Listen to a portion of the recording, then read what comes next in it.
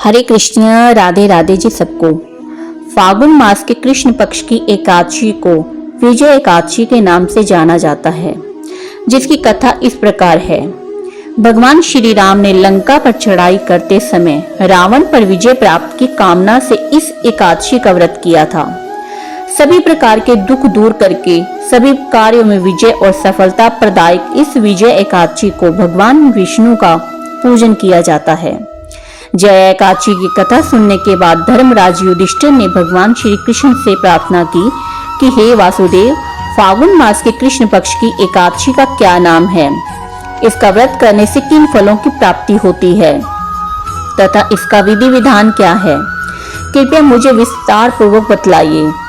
योगेश्वर भगवान श्री कृष्ण ने कहा, हे राजेंद्र, फागुन मास के कृष्ण पक्ष की सर्व सिद्धि प्रदायक एकादशी का नाम विजया एकादशी है। इस व्रत को करने वाले मनुष्य के सभी कार्यों में विजय मिलती है।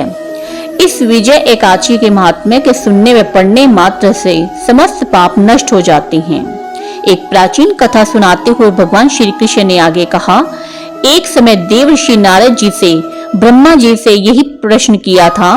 तब ब्रह्मा जी ने नारद जी से कहा था कि नारद जी, ध्यान पूर्वक सुनो। इस विजय एकादशी का व्रत नए पुराने और गत जन्मों के पापों का हरण करके प्रत्येक क्षेत्र में व्रत धारक को विजय दिलवाता है। रामायण के प्रसंग का वर्णन करते हुए ब्रह्मा जी ने आगे कहा, त्रेता युग में मर्यादा पुरुषोत्तम श्री रामचंद्र जी को जब 14 वर्ष का वनवास हो गया, तब वे श्री लक्ष्मण जी तथा सीता जी सहित पंचवटी में निवास करने लगे। वहां से दुष्ट रावण ने जब सीता माता जी का हरण कर लिया, तब श्री राम जी और लक्ष्मण जी अत्यंत व्याकुल हुए और सीता माता की खोज में चल दिए। घूमते घूमते जब वे मरणासन जटायु के पास पहुंचे, तो जटायु ने उन्हें सीता जी का वृतांत सुनाकर स्वर्ग लोक को चला गया। कुछ आगे जाकर उनकी सुग्रीव से मित्रता हुई और बाली का वध किया। हनुमान जी ने लंका में जाकर सीता माता जी का पता लगाया और उनसे श्री रामचंद्र जी एवं सुग्रीव की मित्रता का वर्णन किया।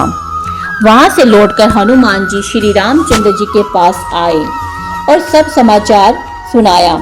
तब श्री रामचंद्र जी ने वानर सेना सहित सुग्रीव की संपत्ति से लंका को प्रस्थान किया। जब श्री रामचंद्र जी समुद्र के किनारे पहुंचे, तब उन्होंने मगरमच्छ आदि से युक्त अथाह समुद्र को देखकर लक्ष्मण जी से कहा कि इस समुद्र को हम किस प्रकार पार कर सकेंगे।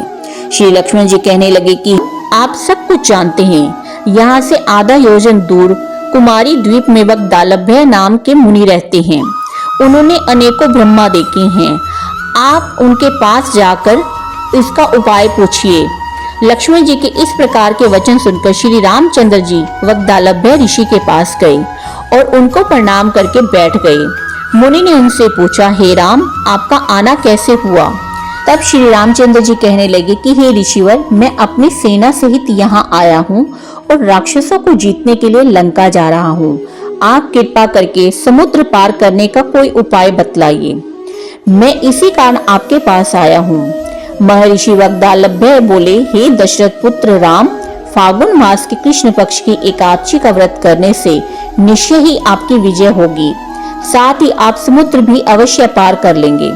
इस व्रत की विधि यह है कि दशमी के दिन स्वर्ण, चांदी, तांबा या मिट्टी का एक घड़ा लेकर उसे जल में भरकर उस पर 5 पल्लव रखने के पश्चात उसे वेदी पर स्थापित करें। 7 अनाज एक जगह मिलाकर घड़ा रखने हेतु वेदी बनाएं और घड़े के ऊपर जौ रखें। जौ के ऊपर भगवान श्री नारायण की स्वर्ण प्रतिमा स्थापित करें। एकादशी के दिन स्नान आदि नित्य कर्म से निर्वित होकर धूप, दीप, नैवेद्य, नारियल आदि से भगवान की पूजा करके वह दिन भक्ति पूर्वक घड़े के सामने व्यतीत करें और रात्रि को भी उसी जगह बैठकर जागरण करना चाहिए। द्वादशी के दिन यदि नदी या तालाब के किनारे स्नान आदि से निर्वित होकर उस घड़े को ब्राह्मण को दे देना चाहिए। यदि तुम इस व्रत को सेनापतियों के साथ करोगे तो अवश्य ही विजय होगी। इसके पश्चात श्री रामचंद्र जी ने विधि पूर्वक विजय एकादशी का व्रत किया और उसके प्रभाव से लंका के राक्षसों पर विजय पाई। अतः हे राजन, जो मनुष्य इस व्रत को विधि पूर्वक करेगा उसे दोनों लोकों में विजय प्राप्त होगी। अंत में ब्रह्मा जी ने कहा नारद जी से कि हे पुत्र, इस व्रत को करने वाले तो सभी जगह विजय प्राप्त होती है जो इस व्रत के महात्म्य को पढ़ता या सुनता है उसे भी वाजपेयी यज्ञ का फल प्राप्त होता है। इसी के साथ यह कथा समाप्त होती है। हरि बोल, हरि बोल, हरि बोल।